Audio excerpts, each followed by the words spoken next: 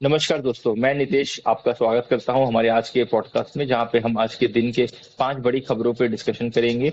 और हम वेलकम करना चाहेंगे हमारे फ्रेंड अतनु का, हमको इस चीज में सपोर्ट करने के लिए और हमको ज्यादा गहराई से डिटेल में बताने के लिए कि इन सारी खबरों के जांच पड़ताल करते हुए कि किसमें किस खबर की क्या जड़ है तक हम पहुंचने की कोशिश करेंगे। नमस्कार अतनु जी, स्वागत है आपका हमारे आज के पॉडकास्ट में। नमस्कार। तो अतनु जी, आज पहला खबर जी, हम पहला खबर आपसे ये पूछना चाहेंगे। डोनाल्ड ट्रंप का जो रवैया रहा है, 2 हफ्ते का ब्रेक उन्होंने कहा है हमको चाहिए, उसके ऊपर कुछ डिस्कशन करना चाहेंगे आप? लेकिन मैं आपको बताऊं कि ये प्रेजेंटली जो वार कंडीशन है ये काफी खराब है। अभी देखा जाए तो रशिया और चाइना जो है वो एक्टिवली इन्फॉर्म कर दिया है यूएस को कि अगर यूएस अपने तरफ से कोई भी मिलिट्री इन्वेस्टमेंट करता है या फिर इस वार में वो इन्वॉल्व होते हैं तो आगे जाके रशिया और चाइना भी इन्वॉल्व हो सकता है। जबकि हम लोग अगर पास्ट में देखें तो हम लोग को पता है कि चाइना कभी डायरेक्टली इन्वॉल्व नहीं होता है। और पुतिन के तरफ से अपने तरफ से मतलब जो इन्फॉर्मेशन है कि पुतिन भी चाहता है कि यूएस इसमें इन्वॉल्व ना हो। पुतिन अपने तरफ से चाहता है कि भाई ईरान और इसराइल का इशू है जो उन लोग अपने आप संभाल लेंगे, जो भी है उन लोग का इशू। क्योंकि इनके पीछे ये जो सपोर्ट है चाइना और रशिया का, इसके पीछे मेजर जो रीजन है वो है इन लोगों का इन्वेस्टमेंट ईरान के ऊपर। ये जो इन्वेस्टमेंट किया है तो ये लोग ऑब्वियसली चाहते हैं कि भाई अगर हम लोग इन्वेस्टमेंट किया है तो वहां से हम लोग का प्रॉफिट है, और अगर ऐसा कुछ अभी स्टेप लिया जाता है तो आगे जाके इन जो कंट्री है लोग का जो इन्वेस्टमेंट है वो पानी में चला जाएगा। तो इसके वजह से ये स्टेप लिया गया है। On the other side Donald Trump जो 2 वीक्स का टाइम मांगा है, इसके पीछे बहुत सारे रीजन अभी हम लोग को देखने को मिल रहे हैं, जिसमें एक है कि जैसे हम लोग को पता है कि डोनाल्ड ट्रम्प पाकिस्तान को यूज करने वाला है या फिर पाकिस्तान का जो लैंड है उसको यूज करने वाला है अगेंस्ट ईरान।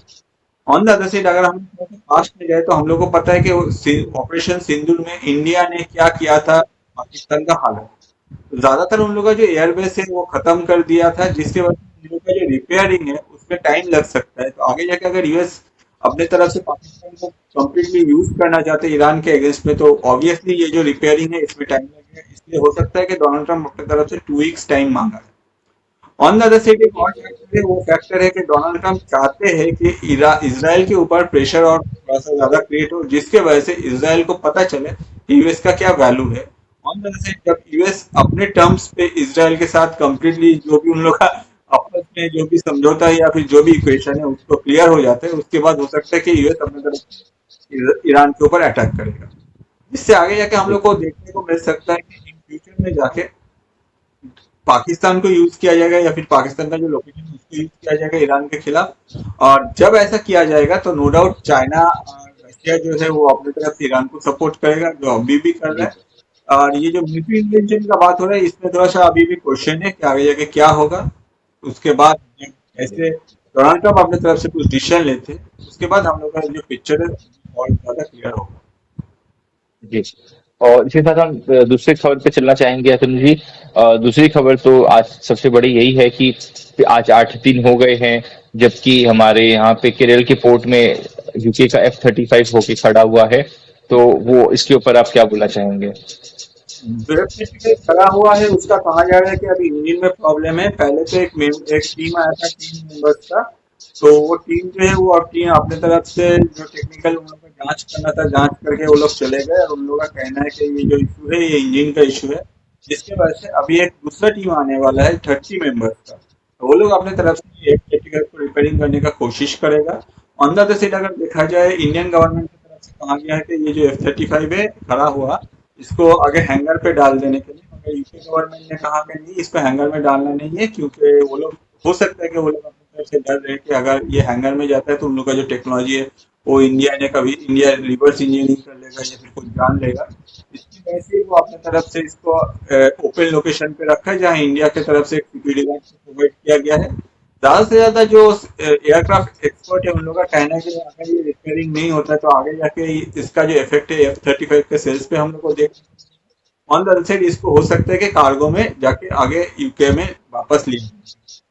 जो थर्ड न्यूज है मैं आपको बोलना चाहूंगा, आज पुतिन ने अपने तरफ से एक इंफॉर्मेशन दिया है कि पुतिन ने कहा कि ये यूक्रेन का जो इशू है अभी ये मतलब एकदम एक्सट्रीम लेवल पे चला गया है। पुतिन का कहना है कि ये जो पूरा यूक्रेन है ये हम लोग का है। अगर हम लोग देखें कि कोई भी वार अगर ज्यादा खींच जाता है at that point of time उस वार में बहुत सारे चेंजेस हो जाते हैं। इनिशियली जो रशिया का स्टैंड था कि भाई ये यूक्रेन जो है ये नाटो के साथ ना मिले या फिर ये नाटो में ना जाए, मगर अभी इतना दिन जाने के बाद पुतिन का जो स्टैंड है ये चेंज हो गया है। पुतिन का कहना है कि ये पूरा जो यूक्रेन है ये हम लोग का है और हम लोग इसको संभाल लेंगे। यूएस को कुछ भी, यूएस का कोई बात सुनना नहीं है, यूएस का कोई इंटरवेंशन नहीं है, अपने तरफ से डायरेक्ट उसके ऊपर न्यूक्लियर कोई बम गिरा सकता है। इसमें एक तो क्वेश्चन राइज करता है कि जो हर हमेशा सबको डराया जाता है यूएस की तरफ से, अगर आप ऐसा करोगे तो आपके ऊपर सैंक्शन डालेंगे ऑन द ऑलरेडी 1-1.5 हजार सैंक्शन डाला हुआ है। तो रशिया को ये जो डर है, ये रशिया कभी भी यूएस से नहीं डरता है, जैसे हम लोग को पता है। और पुतिन बहुत ही जल्दी लगता है कि अपने तरफ से एक नेक्स्ट लेवल पे स्टेप लेगा, जिसमें यूक्रेन वाला जो वार है ये कुछ नया मोड़ ले सकता है। जी। तो इसके साथ हम फोर्थ न्यूज की तरफ बढ़ना चाहेंगे। फोर्थ न्यूज ये है कि इंडिया और इंग्लैंड के बीच में खेला जा रहा टेस्ट, उसमें इंडिया की पकड़ काफी मजबूत हो रखी है। और इंडिया की तरफ से शुभम गिल और आपके यशस्वी जायसवाल ने दोनों ने शतक खेला है। यशस्वी जायसवाल पहले ऐसे इंडियन प्लेयर बने हैं जिन्होंने अपने made in England test match में जाते हुए शतक मारा है। तो it's a very good position to win for team India.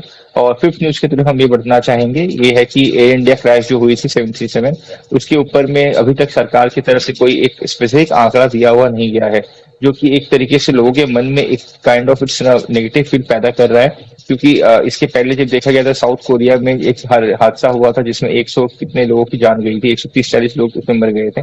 With in a week उनके तरफ सरकार की तरफ से बहुत सारे कॉन्फ्रेंसेस किए गए थे और हमारे यहाँ पे अभी तक एक भी कॉन्फ्रेंस किया हुआ नहीं गया है। एक प्रेस कॉन्फ्रेंस हुआ था जिसमें किसी भी जो आपके अधिकारी होते हैं प्रेस वालों, उनको ये कहा गया था कि आप क्वेश्चन नहीं पूछ सकते, हम जो कहेंगे आपको बस सुनना पड़ेगा। उनको एक तरह का एक वन साइडेड प्रेस कॉन्फ्रेंस किया गया था सरकार द्वारा। और किसी भी तरीके के किसी भी अभी कंपनसेशन की बात की गई है, बट जो जिन जिन का नाम साबित हो रखा था, जिन्होंने बोर्ड किया था प्लेन, उनका तब सबको पता है। बट जो उन लोगों का डेथ ऐसे हुआ है, जो हॉस्टल में जो बच्चे थे आपके, ऐसा कहा जा रहा है कि वहां पे 20-25 से ज्यादा, शायद 40-50 के ऊपर लोगों की मौत हो गई है वहां पे। बिकॉज वो टिफिन टाइम पर काफी पीक था। बट वो एक तरह से डीएनए के रिपोर्ट का इंतजार कर रहे हैं, जो कि एक तरीके से बहुत ही मुश्किल है उस चीज को कर पाना, एक पूरी जली हुई बॉडी और इतना इतना भयानक हादसा, उसमें टाइम और पैसे दोनों खर्च होने वाले सरकार के। लेकिन कम से कम एक स्पेसिफिक एक कुछ तरीका, एक जो भी एक स्टैंड होता है अगर हमारे सरकार की तरफ से, क्लियरिटी ये होती कि हाँ इन बच्चों का जान गया है और इतने लोगों की जान गई है, या किसी तरह का एक सेशन होता जो वो होल्ड करते हैं उनके परिवार के साथ में, तो बहुत अच्छा एक सकारात्मक तरीके से देखा जाता है उसको। बट ये अभी तक यहाँ पे ऐसा कुछ किया हुआ नहीं जा रहा है। हाँ, सरकार ने डेफिनेटली ये अनाउंस किया है कि उन 25 लाख करके जो जो है जिनका डेथ हुआ है, देहांत हुआ है, उन सबको मिलेगा। और बट अभी तक उसके बारे में कोई पुष्टि की नहीं गई है सरकार द्वारा, ये किसी भी तरह जनरल इंफॉर्मेशन द्वारा नहीं दी गई है। तो इसी के साथ हमारे आज के दिन के 5 समाचार समाप्त होते हैं। नमस्कार, जय हिंद, आप सबका स्वागत है। और प्लीज लाइक, शेयर और सब्सक्राइब जरूर करें। और हमको जरूर कमेंट में बताएं कि हम और क्या क्या आपके बाद इस डिस्कशन कर सकते हैं, जिससे आप कठिन से कठिन टॉपिक समझने में आसान हो। नमस्कार, थैंक यू, जय हिंद। Thank you. जय हिंद।